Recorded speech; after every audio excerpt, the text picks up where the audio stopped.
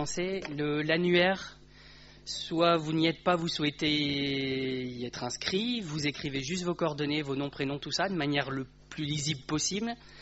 Et si c'est OK pour vous, vous mettez une croix. S'il faut modifier, vous modifiez. Mais dans tous les cas, il me faut un signe de vie quelque part, que je sache si c'est bon ou s'il faut que je fasse quelque chose. Voilà. Alors, je vais essayer de pas trop déborder. Je vais forcément déborder un petit peu, mais...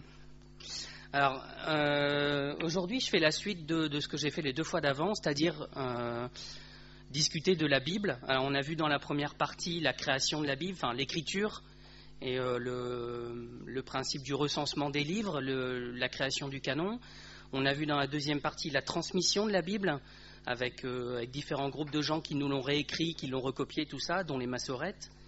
Et je voulais terminer aujourd'hui avec les traductions de la Bible.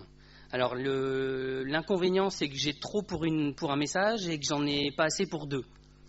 Donc, c'est un peu compliqué à gérer au niveau du contenu, mais on va s'en sortir.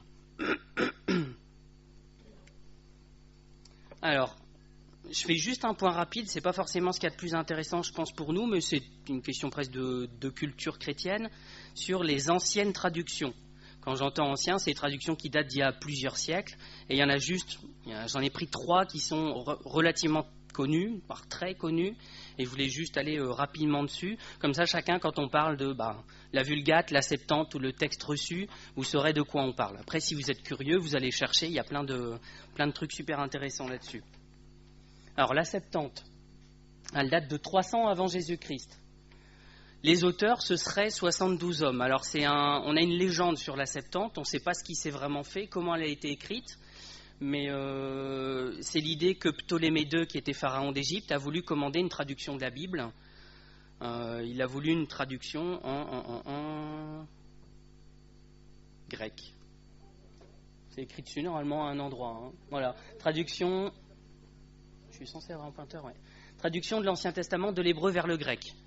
Donc, il a demandé à des Hébreux qui lui ont fait un petit chantage, qui ont dit « Ok, tu nous libères quelques prisonniers et nous, on t'envoie quelques traducteurs. » Donc, il aurait reçu 72 traducteurs qui venaient d'Israël, qui ont travaillé chacun de leur côté pendant 72 jours et qui, au bout des 72 jours, ont mis leur travail en commun et ont vu que c'était strictement identique. Et là est née la Septante. Alors, on voit très bien que c'est une légende, hein, parce que même de nos jours, traduire une Bible, c'est 10 ans. Donc en 72 jours, c'est un peu compliqué avec les moyens de l'époque. En tout cas, ça a été une des premières grosses traductions connues, et c'est une traduction vers le grec qui était importante parce qu'à l'époque, le monde parlait grec. En tout cas, le monde connu, notre monde à nous, presque, on pourrait dire. Donc, le pharaon d'Égypte, ça, je l'ai dit. Et ce qui est intéressant, c'est qu'elle est citée par les auteurs du Nouveau Testament. Alors nous, forcément, en français, on ne voit pas la différence. Mais ceux qui connaissent les textes en grec, les citations qui sont faites de l'Ancien Testament par les apôtres, par Jésus même, c'est tiré de la Septante en fait. Ils parlent des versets de la Septante. Ça veut dire qu'ils utilisent les tournures qui sont dans la Septante, et quand on voit les tournures utilisées par les apôtres, c'est celles de la Septante. C'est comme ça qu'on reconnaît. Alors, je vous avais parlé aussi des codex qu'on a retrouvés. Donc, les codex, ils sont des bibles quasi complètes qu'on a retrouvées. Et donc, le codex Sinaiticus et Vaticanicus, qui sont aussi très, très connus parce que c'est des anciennes copies et qu'elles sont très complètes, elles sont issues de la Septante. Donc, c'est une traduction qui a donné lieu qui a été conservée pendant pas mal d'années, qui a eu une grande valeur pour les chrétiens. Alors, pour les chrétiens. Pour les Hébreux au moins, pour les chrétiens, après, elle a été remplacée par une autre, qui s'appelle la Vulgate. Alors, elle est un peu moins vieille, elle date de 400 après Jésus-Christ, et elle a été, au moins partiellement rédigée par Jérôme Stridon, qu'on appelle Saint Jérôme, souvent. Alors, ce qu'il a fait, lui, c'est qu'il a traduit en latin, cette fois-ci. Donc là, on est dans la période romain et après Rome, et donc la langue parlée dans la plupart des pays, c'est le latin, donc on a besoin d'une Bible qui est en latin. Il a fait le choix de l'écrire en latin courant, avec un langage soutenu globalement, avec un langage populaire, voilà, à l'inverse d'un langage soutenu. Et c'est pour ça que ça s'appelle la Vulgate. Vulgate, c'est vulgaire, c'est le peuple. Et donc, il a fait une traduction à partir des textes originaux en hébreu, Ancien Testament, et grec pour le Nouveau Testament. Si vous savez que le Nouveau Testament, on ne l'a pas en hébreu, on l'a en grec de base. Cette version-là, elle est devenue la version officielle de l'Église catholique après un certain temps. Et pour l'Église catholique, elle est d'ailleurs restée la version officielle. Jean-Paul II l'a fait réviser dans les années 80, je crois, en 79. Donc elle a une grande valeur pour l'Église catholique. Elle l'a été au démarrage pour les chrétiens, puisqu'ils n'avaient que ça quasiment. C'était soit la Septembre, soit la Vulgate pour les langues majeures, on va dire, le grec et le latin. Et elle a été à la source des premières traductions françaises de la Bible. Alors il faut savoir que Saint Jérôme, il a fini dans la misère au bout de sa vie. Il a été globalement un érudit. Il a été en Israël pour apprendre l'hébreu, pour savoir comment traduire la Bible. Et il a été rejeté par l'Église catholique pour le travail qu'il avait fait. Donc c'est assez rigolo de voir qu'il a été rejeté et que quelques siècles après, sa version est devenue la version officielle de l'Église catholique. Mais c'est intéressant pour nous, quelque part. Alors, ça ne peut pas être un réflexe, mais si ça a été rejeté par l'Église catholique de l'époque, c'est bon signe pour nous. Voilà. Après, c'est pas un argument en soi, mais on pourrait dire quelque chose qui colle à l'Église catholique de l'époque. C'est pas bon signe. L'Église catholique de l'époque, c'était les indulgences. Voilà, c'était avant la Réforme, donc c'était compliqué. Donc voilà. Et finalement, Saint Jérôme a été canonisé. C'est pour ça qu'on l'appelle Saint Jérôme. Donc vous voyez que tout n'est pas perdu. Et ça a été le premier livre imprimé par Gutenberg en 1454. C'était la Vulgate. Alors rapidement, il a fait figurer les apocryphes dans sa traduction, alors qu'il ne le voulait pas. Il a mis un petit passage au démarrage de sa traduction, disant je les ai fait figurer, mais elles n'ont pas l'autorité du restant de la Bible. Mais il a eu une pression du clergé de l'époque pour les mettre dedans, et donc il les a laissés. Voilà. Mais s'il avait choisi, il ne les aurait pas mis dedans. Ça aussi, ça se rapproche presque des Bibles protestantes sur le canon. Ah ben, je l'ai oublié ça. Donc voilà, il a mis en garde contre les livres apocryphes. Il dit « Tout ouvrage qui ne figure pas parmi les 24 livres de la Bible hébraïque doit être considéré comme apocryphe, c'est-à-dire non canonique. » L'article 6 de la religion anglicane indique « Selon Jérôme, l'Église peut s'inspirer de ces livres en tant qu'exemple de vie ou instruction pratique, mais elle ne doit pas les employer pour établir une doctrine quelconque. » Donc c'est un énième avertissement sur les livres apocryphes. Et sa mention a été retirée du texte qui a été diffusé par l'Église catholique. Voilà. Donc ça, c'est ce que je disais rapidement tout à l'heure. Jérôme s'est vu refuser tout rôle ecclésiastique. Il a passé 19 ans à Bethléem dans une grotte pour traduire la Bible et est mort dans la misère. Il n'a été canonisé que plusieurs siècles après et sa traduction n'a pas été considérée comme la version officielle de l'Église catholique immédiatement. Ça a été plusieurs siècles après. J'ai vu au 8e siècle, mais je n'ai pas de confirmation de la date. Voilà. Et la troisième traduction ancienne, on va dire, qui est intéressante à regarder pour nous, c'est le texte reçu.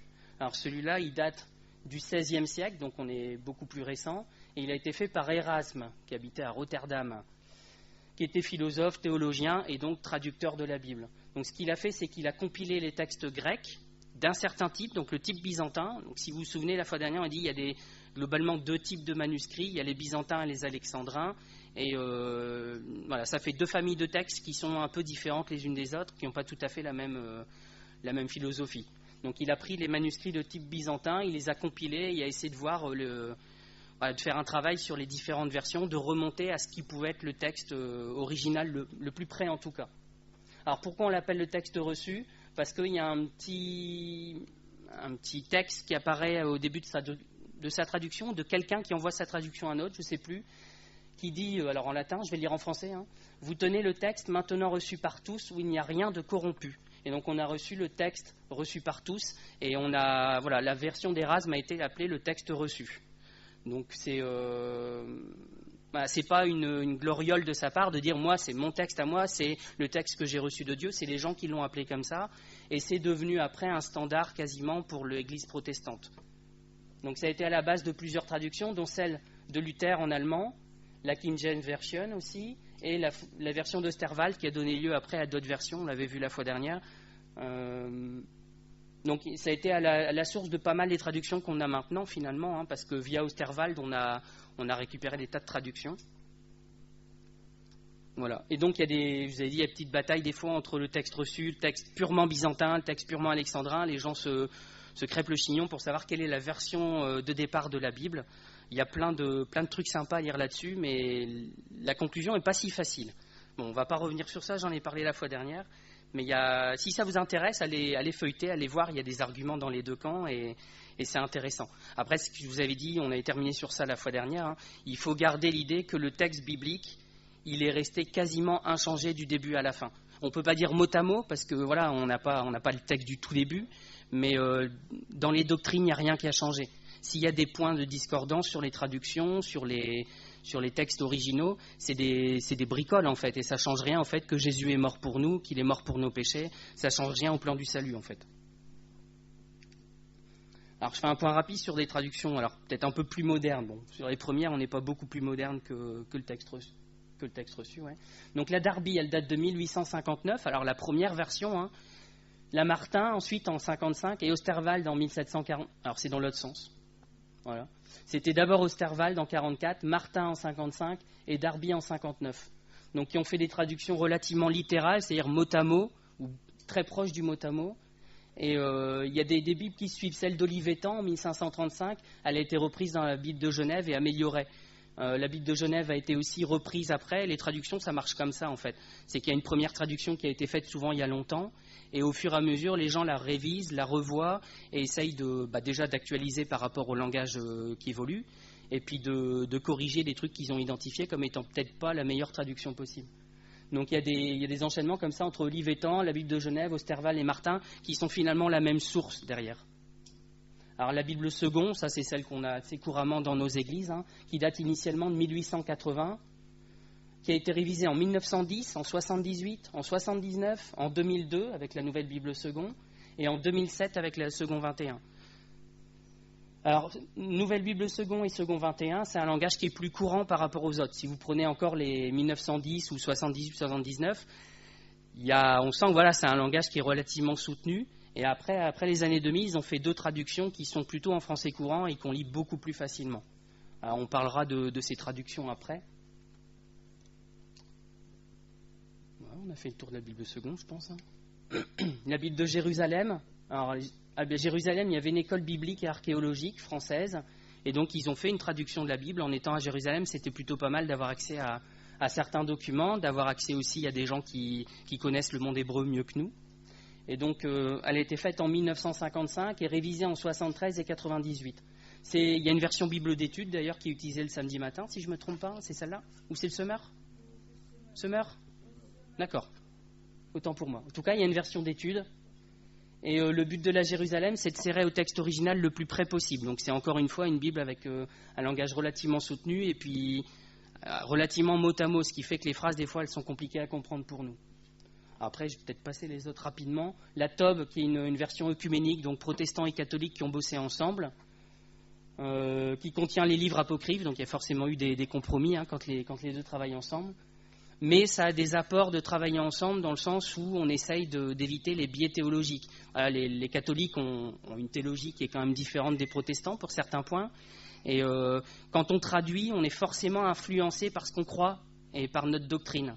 Et donc le fait de mettre les deux ensemble, leur idée c'était de réussir à avoir quelque chose de relativement neutre au niveau doctrine et théologie, qui soit le moins influencé possible, on va dire. Donc elle a été révisée pareil en 88 et 2010. La Bible du Summer, ouais, c'était celle-là. Donc la Bible du Summer, elle date de 92, c'est beaucoup plus récent. Elle est plus agréable à lire. On sent un français qui s'actualise un petit peu, en fait. Hein. Et elle a été révisée en 2000 et 2015. Alors après, il y en a d'autres, hein, la Bible annotée, la Bible en français courant. Si vous regardez même Wikipédia, hein, pas toujours la meilleure référence, mais ils vous listent les traductions de la Bible et vous avez des pages et des pages de traduction de la Bible, de révision. Ce qui est intéressant là-dedans, et c'est pour ça que je l'ai souligné, c'est que dans chaque traduction, ça a été révisé plusieurs fois derrière. Et du coup, ça veut dire qu'il y a un sérieux, il y a un travail qui est fait et qui est perpétué, on peut presque dire de génération en génération. Derrière, il y a toujours une société biblique, une alliance biblique ou quelque chose qui fait qu'il y a un groupe sérieux derrière. Et donc la plupart des traductions, ce n'est pas quelqu'un dans son coin qui a fait une traduction qui dit « tiens, moi je vais traduire la Bible » et qui sort n'importe quoi. Donc il y a un groupe de personnes, dedans il y a des linguistes, il y a des gens qui connaissent le monde hébreu, il y a des gens qui connaissent la langue française aussi, et du coup je pense qu'on peut avoir relativement confiance dans nos traductions modernes, dans le sens où elles sont toutes issues de révisions successives d'un texte qui était déjà à la base plutôt bien et qu'on affine au fur et à mesure. Donc, il ne faut pas avoir le réflexe de dire « Ah, cette traduction-là, je ne l'aime pas ». À part la traduction des témoins de Jéhovah, où celle-là, voilà, je n'ai pas de pitié. Mais sinon, les traductions qu'on lit nous couramment, on n'a pas à se dire bon, celle-là, elle n'est pas terrible, est-ce qu'il faut que je la garde? Elles sont toutes bien, c'est juste qu'elles n'ont pas toutes le même objectif en fait, elles n'ont pas toutes été traduites de la même manière. Et donc on va discuter de ça. Mais c'est important pour nous de savoir que la traduction qu'on a de nos jours, elle est bonne en fait. Parce qu'on a vu la création du canon, c'était quelque chose d'important. On a vu que la transmission de la Bible, ça s'est fait de manière très, très précise aussi et qu'on peut avoir confiance. Si derrière la traduction est pourrie, on perd tout l'intérêt d'avoir gardé une Bible en bon état. Alors, il y a des versions catholiques qu'on connaît des fois, même si on ne les lit pas beaucoup. Abbé Crampon, Maretsu, Hostie et Shoraki. Voilà, c'est des noms des fois qui nous disent quelque chose. On les connaît, voilà, je les mentionne simplement. Donc, en dessous, c'est ce que je disais, toujours des révisions avec un texte qui a été fiabilisé et des maisons d'édition qui font le travail. Ce n'est pas quelqu'un dans son coin, ça c'est important. Alors, on va arriver au point qui était pour moi le plus intéressant. Alors, j'avais un passage sur la traduction du Nouveau Monde, mais on va le zapper vu le temps qui reste. Retenez simplement que la traduction des témoins de Jéhovah, pour plein de points, elle est adaptée à ce qu'eux pensent. Et ils modifient, alors on peut dire presque consciemment le texte pour dire que ça colle à leur doctrine. Donc il y a des choses où toutes les traductions sont à peu près d'accord entre elles. En tout cas, ça tourne autour de la même idée. Et les témoins de Jéhovah ont un truc qui sort complètement de tout ce que le reste pense. Donc si vous leur demandez, ils vont dire que leur traduction, c'est la meilleure du monde. C'est faux. Voilà. Il n'y a pas à dire... faut pas la lire, en fait, celle-là. Il y a vraiment, s'il y a une traduction à pas lire, c'est celle-là, parce qu'elle est modifiée, elle est tournée pour faire passer les messages des témoins de Jéhovah. Et leur message ne correspond pas à ce qu'il y a dans la Bible. Alors, traduire un texte, c'est compliqué parce qu'on ne comprend pas la langue d'origine et que la traduction peut y avoir des erreurs et elle ne peut jamais, même sans qu'il y ait d'erreur en soi, représenter exactement l'idée qui était au départ. Pourquoi ? Parce que c'est dans la langue du départ, ça utilise les mots, les concepts de la langue de départ, et donc quand on la traduit, on perd certaines idées. On va avancer dessus après, vous comprendrez pourquoi je dis ça. Les Arabes et les Juifs pensent qu'une traduction est forcément moins bonne que l'original. C'est leur manière de faire. Pour autant, les chrétiens ont très vite traduit la Bible dans le langage des peuples qui étaient évangélisés. Donc, je mets ici en latin, en syriaque dès le IIe siècle, en copte dès le IIIe siècle, en gothique au IVe siècle, en arménien, en géorgien au Ve et en éthiopien au VIe. Vous voyez que les chrétiens, dès le démarrage, ils ont adapté la parole, ils l'ont trafiquée. Hein. Ils l'ont traduite dans les langues qui étaient lisibles par les gens. Sinon, on serait condamnés tous à apprendre l'hébreu et le grec. Ce ne serait pas très pratique. Donc, traduire, c'est trahir. C'est une phrase qu'on trouve souvent dans les gens qui parlent de traduction, parce que voilà, c'est impossible de faire une traduction parfaite. On va y revenir, vous verrez pourquoi.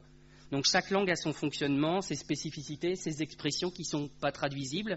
Et donc quand vous faites une traduction, vous faites des choix et vous débrouillez. Alors soit, ce qu'on va voir après, soit pour coller le plus possible au texte de départ, soit pour faire un texte d'arrivée qui est le plus compréhensible possible. Il y a les deux méthodes, et dans les Bibles qu'on lit, les gens ont fait le choix entre les deux. Alors les gens essayent des fois de trouver le milieu, mais c'est pas évident. Un exercice, on va faire un exercice d'anglais. Janet, il ne faut pas qu'elle réponde. You are smart as a bag of hammers. Si on le traduisait texto, ça ferait vous êtes intelligent comme un sac de marteau.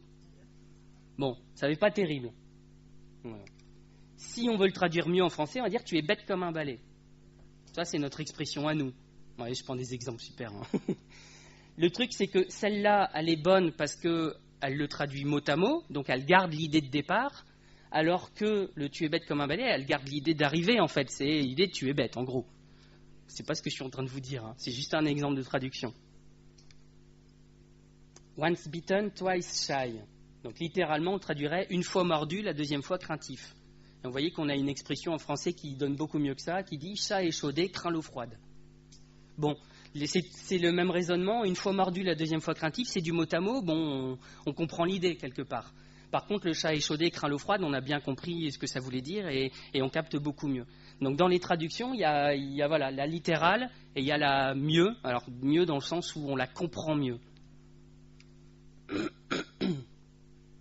Alors ça, on l'a dit tout à l'heure, les traductions ont été réalisées par des gens compétents, donc des comités, avec en général aussi, c'est important, des croyants et donc ils sont conscients de ce qu'ils sont en train de faire. C'est pas un païen qui traduit la Bible, ça on pourrait s'inquiéter de ce qui est dedans, mais c'est des croyants et donc ils savent que ce qu'ils sont en train d'écrire, ça va être lu par des gens, les gens vont se baser dessus pour leur vie, donc ils sont conscients de leurs responsabilités et du coup ils font attention à ce qu'ils font. C'est important. Alors la traduction est forcément influencée par les convictions des traducteurs, du ou des traducteurs, ouais, c'est ça. Donc maintenant, dans des traductions récentes, les gens en sont conscients et essayent d'essayer de pas trop biaiser leur traduction, mais ça reste possible en fonction de ce qu'on croit. Donc un exemple, dans le cas du verbe sauver, c'est apparemment le mot est difficile à traduire et on peut le traduire par ceux qui sont sauvés, ceux qui sont en train d'être sauvés ou ceux qui seront sauvés. Donc dans une certaine forme de conjugaison, on peut traduire par ces trois-là. Donc en français, c'est un peu compliqué. Et donc il y a des choix à faire. Les protestants en général, ils ont traduit par ceux qui sont sauvés. Les catholiques, ils traduisent en général par ceux qui seront sauvés ou ceux qui se sauvent même dans la Jérusalem. Vous voyez que l'idée n'est pas la même. Là, on est déjà sauvé. Là, c'est on va se sauver ou on va être sauvé. Ça, c'est dû à quoi ? C'est dû à la manière de penser des protestants ou des catholiques qui voient le salut légèrement différemment.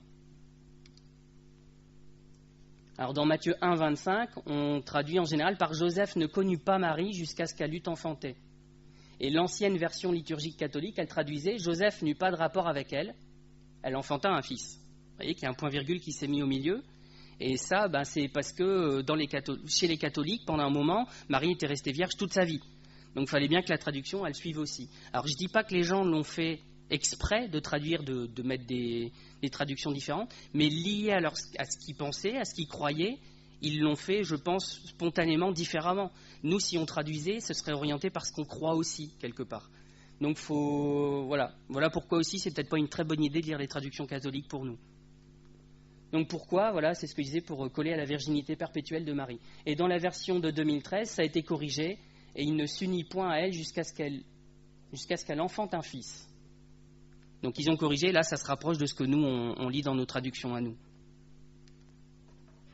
Alors une des raisons pour lesquelles la traduction pourrait être différente, c'est que le texte de base peut être différent. On peut avoir on a parlé des codex, des textes byzantins, du texte d'Érasme. Du coup, en fonction des compilations, des textes qu'on a récupérés, c'est pas exactement la même chose. Et donc ça influence la traduction derrière. Donc dans Jacques 3, verset 12, on lit « Aucune source ne peut produire de l'eau salée ou de l'eau douce ».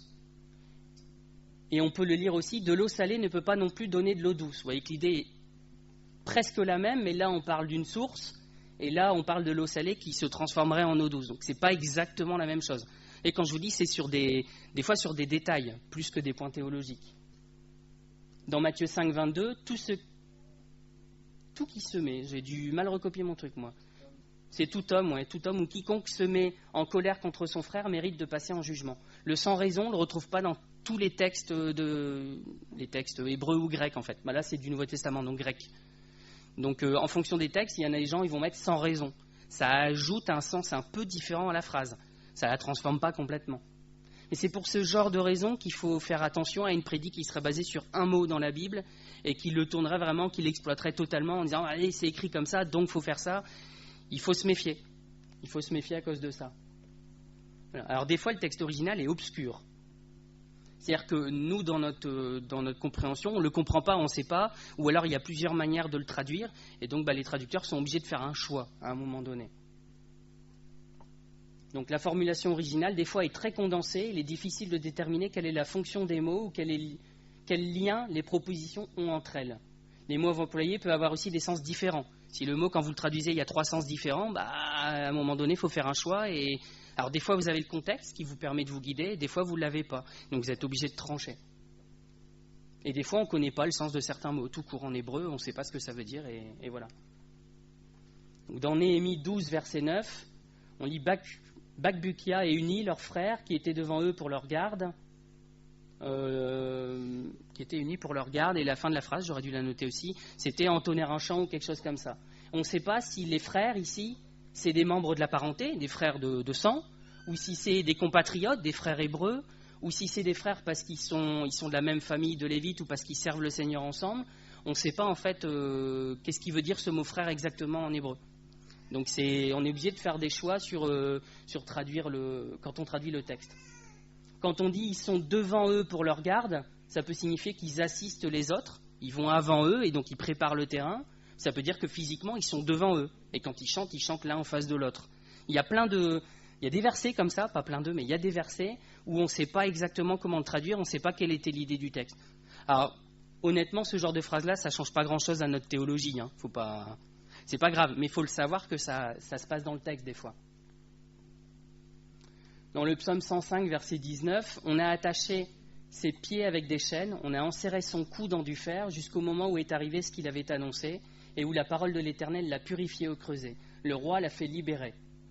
La purifier au creuset, c'est pas évident à traduire. Alors ça, c'est une traduction qui est plutôt littérale, le la purifier au creuset. Second 21, le traduit la justifier. Et on perd l'idée du creuset, on perd l'image, mais c'est un peu cette idée-là. Il y en a, dans Semeur, c'est traduit montra qu'il avait raison. Ça revient à justifier, c'est juste pas les mêmes mots. Et vous voyez qu'on peut après comprendre un peu différemment les choses. La parole de vie, c'est à montrer qu'il était innocent.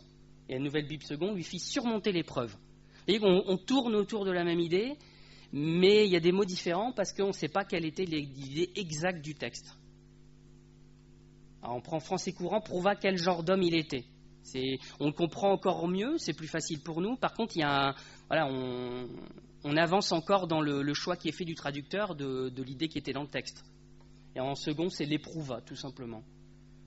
C'est l'idée du creuset qu'on retrouve à pas mal d'endroits. Alors le mot « ézed », il est traditionnellement interprété comme signifiant bonté, grâce, faveur, bienveillance, voire amour ou miséricorde. Et déjà, pour un mot, ça fait pas mal de traductions possibles.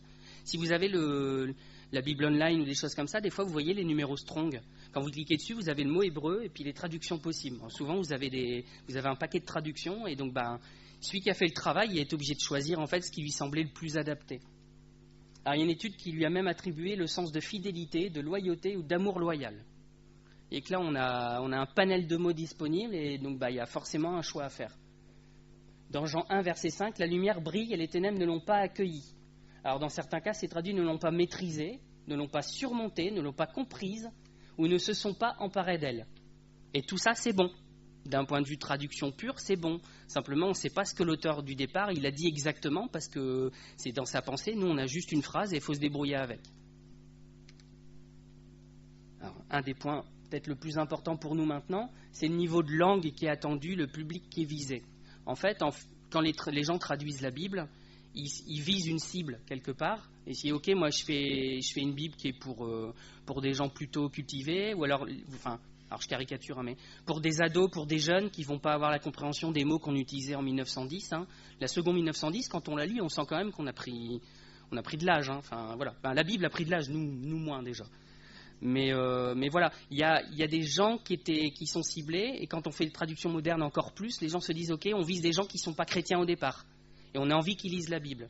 Dans ce cas-là, on va le traduire un peu différemment que si on s'adresse à des chrétiens depuis 50 ans. On va traduire différemment aussi si on s'adresse à des enfants. Donc il y a des Bibles pour enfants alors pas qui modifient le texte, mais qui traduisent différemment pour que les enfants comprennent. Donc ça, c'est un facteur qui est important, c'est qui on vise avec le texte. Il s'est donné lui-même pour nous afin de nous racheter de toute iniquité. C'est Tite 2, verset 14 dans la version Louis II. La Nouvelle Bible Seconde est destinée à un public plutôt cultivé, d'après eux, et traduit afin de nous rédimer. Moi aussi, je lis rédimer, voilà. On n'est pas cultivé, en fait, c'est ça. La Seconde 21, elle vise un public moyen. Alors, je ne sais pas ce que c'est un public moyen, mais c'est ce qu'on lit quand on parle des traductions. Et à se faire comprendre des adolescents. Elle utilise le verbe racheter. Là, on comprend mieux. On est plus adolescent, en fait, vous voyez ? Ou alors moyen. La Bible en français fondamental, elle vise un public non francophone et peut même servir à des enfants. Elle traduit libérer. C'est encore plus simple que racheter. Alors, il y a des difficultés. Donc, vous voyez, depuis le départ, je vous liste toutes les difficultés quand on traduit. C'est juste pour vous montrer que les gens ne font pas à la va-vite. C'est qu'il y a un tas de choses qui rentrent en compte, voilà, quand on traduit la Bible, et que les gens ont forcément fait des choix, d'où les différences que vous voyez. Et il ne faut pas se dire telle traduction elle est pourrie, non, c'est qu'il a fait des choix différents, et voilà. Donc il y a des différences qui sont liées à des particularismes locaux. Alors je les ai découverts aussi, le deuxième surtout. En France on dit 70, en Belgique et en Suisse on dit 70.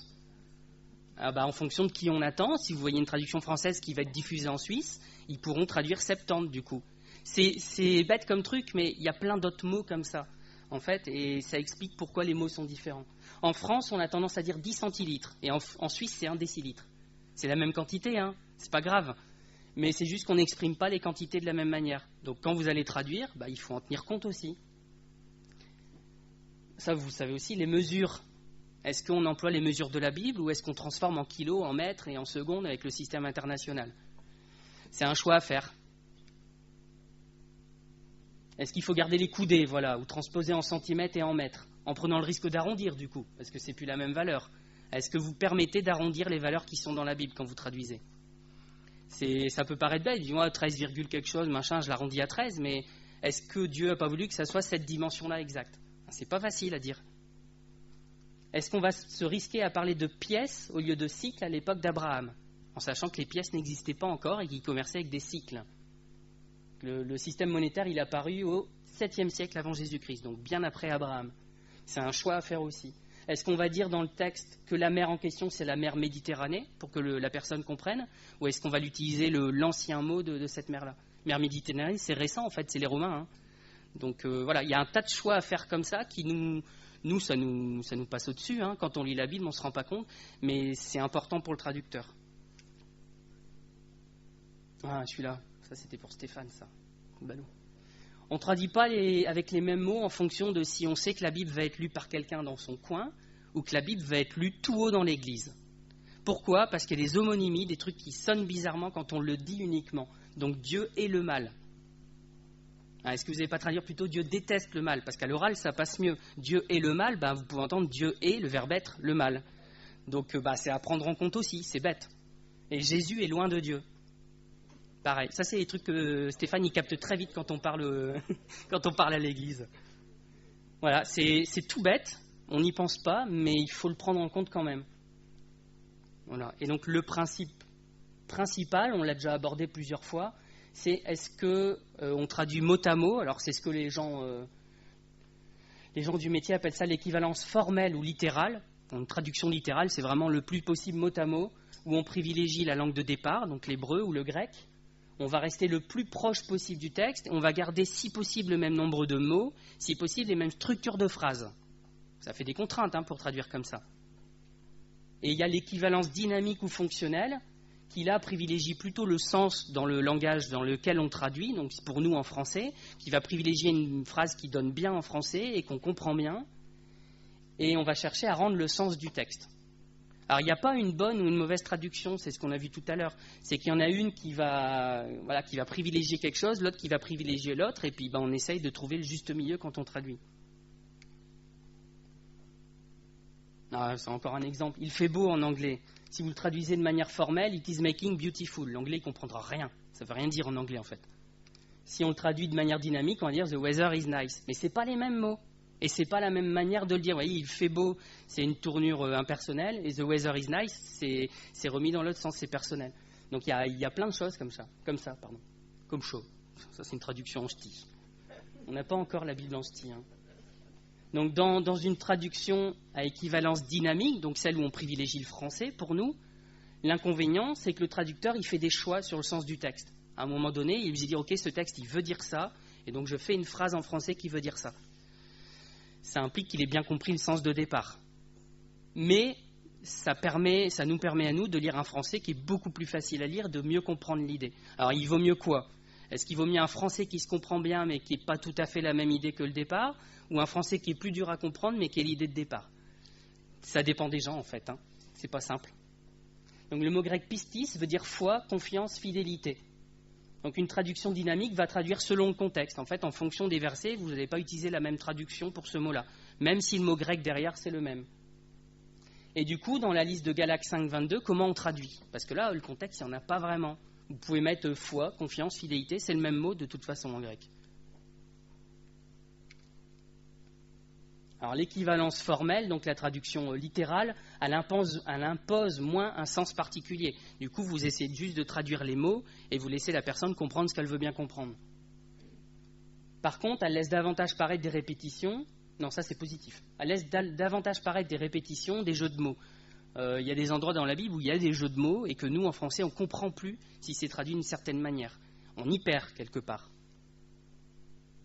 Alors ça nécessite une certaine connaissance du texte biblique et de son contexte. Donc c'est pareil, il faut des traducteurs qui soient bien accrochés pour faire ça. Et par contre, ça peut créer des incompréhensions pour le lecteur. Il y a des phrases traduites en français, ça ne veut plus rien dire. Quand vous lisez Darby, typiquement, moi je pense à Darby parce que c'est une que je lis régulièrement, Darby c'est dur à comprendre. Il y a des phrases des fois où vous dites mais qu'est-ce qu'il a voulu dire? Vous rouvrez, vous lisez Second, qui pourtant n'est pas non plus du français courant, enfin les vieilles Second, bah, vous comprenez tout de suite en fait. Et si vous lisez la nouvelle Bible Second qui est du français courant, vous dites ah ouais, mais je ne l'avais pas vu comme ça du tout en fait. Et vous comprenez les choses différemment en fonction de la traduction. Alors ça, c'est un schéma que j'ai honteusement pompé sur Internet, je ne vais pas le refaire moi-même, qui trie les Bibles, alors les traductions, les principales, parce que je dis si on les mettait toutes, on ferait le tour de la pièce ici, et qui dit si elles sont plutôt à traduction littérale, donc on retrouve la Darby, on retrouve la Nouvelle Bible Second, la Jérusalem, la Second qui est finalement, vu leur classement, à peu près au milieu, et puis après vers des traductions qui sont de plus en plus dynamiques, donc qui privilégient le français. Là on retrouve le français courant, parole de vie, semeur, parole vivante, ce genre de traduction-là. Et ça a été rangé aussi en fonction du niveau de langage. Si on attend un français vraiment châtié ou si on attend un français comme chaud, quoi. Voilà. Donc on retrouve c'est pas exactement le même classement, mais après forcément les traductions qui sont moins littérales sont souvent en français un peu plus fondamental, un peu plus basique et compréhensible. Donc on retrouve les Second 21, français courant, parole de vie. Avec la Second 21 était plutôt littérale, mais elle se fait comprendre quand même du français de nos jours. Donc ils ont réussi un truc qui est plutôt pas mal dans celle-là. Après le milieu Second, elle est un peu au milieu des deux finalement. Et puis on retrouve la Darby, la Jérusalem, alors la Jérusalem qui était plus là-bas, mais la Darby, la Jérusalem, la Chouraki qui sont avec un niveau de français qui est compliqué à comprendre pour nous souvent.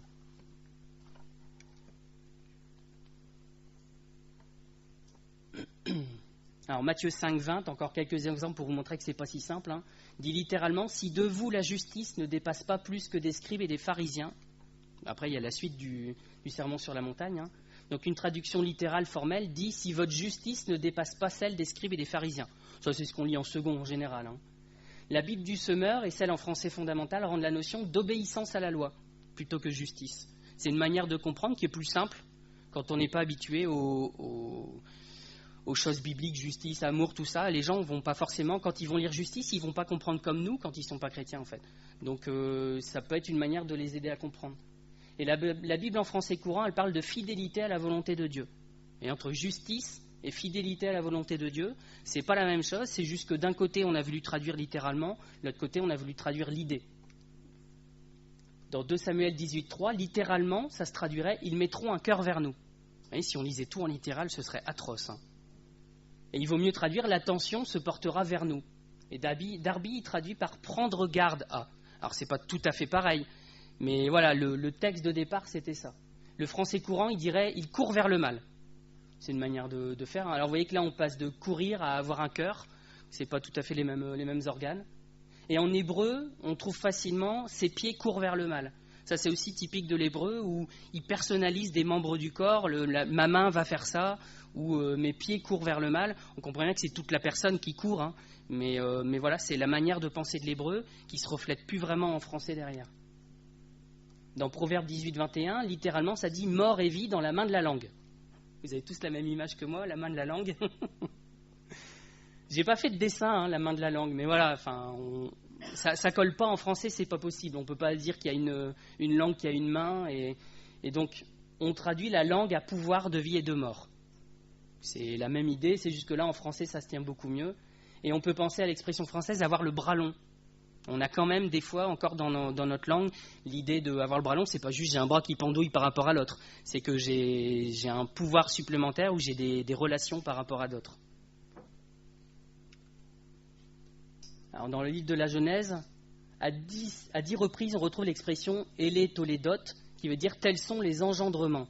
Alors c'est normal parce qu'on y parle des descendances, donc d'Adam et Ève qui ont eu tel et tel fils, qui ont eu tel et tel fils, et ainsi de suite. Sauf qu'à un moment donné, on parle, alors là c'est déjà la traduction, j'aurais dû la noter. Voilà, à un moment donné, en Genèse 2, verset 4, il est question de la descendance du ciel et de la terre. Ah, c'est un peu compliqué parce qu'on peut dire qu'il y a eu un enfantement, enfin, même si nous, on peut le voir comme ça aussi. Enfin, c'est pas simple à traduire, et donc, dans certaines traductions, ils ont utilisé le mot histoire.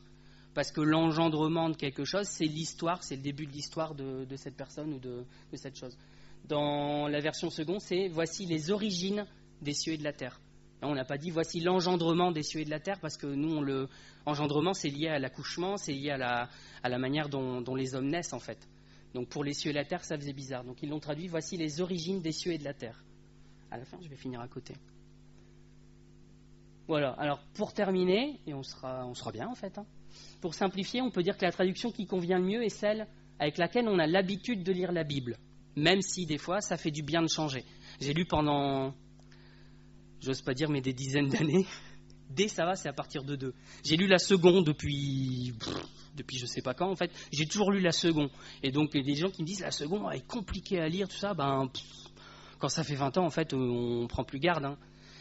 Mais je redécouvre des fois qu'en prenant une autre traduction, que ça soit la Darby ou la seconde 21, on lit des passages, oh mais ouais.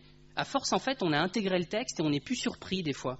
Et du coup, là, le fait de prendre une autre traduction, ça nous fait beaucoup de bien parce qu'on ne voit plus les mots, on ne voit plus les phrases de la même manière, on ne voit plus les idées de la même manière. Donc, c'est bien d'avoir une traduction qu'on a l'habitude de lire parce que du coup, on est à l'aise pour la lire. Mais changer un coup de temps en temps, c'est pas mal. Alors, prendre la traduction qui correspond à notre bon niveau de langue. Il ne faut juste pas être hyper optimiste, se dire « moi, je parle super bien, je peux comprendre le français d'un haut niveau ». Si on n'est pas habitué, qu'on voit qu'on galère à la lire, il faut prendre un français courant et puis c'est tout. L'idée, c'est de comprendre ce que le Seigneur a voulu dire. Alors, il y a aussi lecture personnelle, lecture publique, bon ça on l'a vu tout à l'heure, et prendre une Bible qui correspond à notre niveau de connaissance de la Bible. Vous avez vu, si c'est une traduction qui est littérale, il faut connaître déjà le monde hébreu et comprendre qu'est-ce que ça veut dire réellement le texte. Alors que si on prend une traduction qui est plus dynamique, la personne a fait le choix pour nous, elle nous l'explique quelque part. Et donc c'est plus simple au démarrage parce qu'on n'a pas tout le contexte. Voilà, je m'arrête là. On a fait le tour de ce qui était intéressant, je pense, sur les traductions de la Bible et tout ça. L'idée générale, c'est vraiment la Bible qu'on a maintenant, on peut la lire sans aucun problème. Elle a été bien traduite, elle a été bien écrite au départ, elle a été bien transmise. À chaque étape, c'est vérifié, c'est approuvé par Dieu. Donc il faut la lire et on peut, vu le travail qu'il y a derrière, si on reprend un peu la création, la transmission, même la traduction, quand je dis c'est 10 ans pour sortir une traduction, il y a un boulot monstre derrière. Alors la laisser dans un coin et pas la lire, c'est quand même super dommage parce que le travail est là et en plus le message il est bon. Et c'est bien un des rares livres où on peut dire que c'est pas modifié, c'est pas un truc humain, c'est bien Dieu qui nous parle au travers de la Bible. Donc je vous encourage absolument à la lire et à faire confiance et après juste à adapter la version que vous voulez lire parce que il y a pas. Vous dites pas je peux pas prendre celle-là, elle est pourrie. Dans les traductions qu'on a vues, elles sont bonnes, elles sont révisées plusieurs fois, donc il faut faire confiance. Je vais prier. Seigneur, je te remercie pour ta parole, je te remercie de ce que tu l'as gardé depuis des siècles, Seigneur, et de ce que tu as fait attention à ce qu'on ait des bonnes versions de nos jours. Seigneur, il y a encore des gens qui font n'importe quoi, comme les témoins de Jéhovah, mais Seigneur, on a des traductions qui sont bonnes. Seigneur, merci de ce qu'elle garde ton message, elle ne le dénature pas, et c'est ça le plus important. Seigneur, nous voulons chercher ta volonté, nous voulons chercher ce que tu veux pour nous, nous voulons chercher ce que tu veux nous dire, et Seigneur, merci parce qu'il y a ton esprit qui nous dirige, qui nous convainc, qui nous travaille. Mais il y a ta parole écrite qui est fiable, Seigneur, et qui est pas sujette à nos sentiments, à nos évolutions à nous. Merci, Seigneur, d'avoir pourvu à quelque chose d'écrit pour qu'on puisse se baser dessus sans aucun doute. Et je te prie, Seigneur, que chacun de nous puisse la lire, puisse faire l'effort de la lire et s'apercevoir que tu parles et, Seigneur, avoir envie de la lire après, ne plus le faire pour effort. Merci, Seigneur. Amen.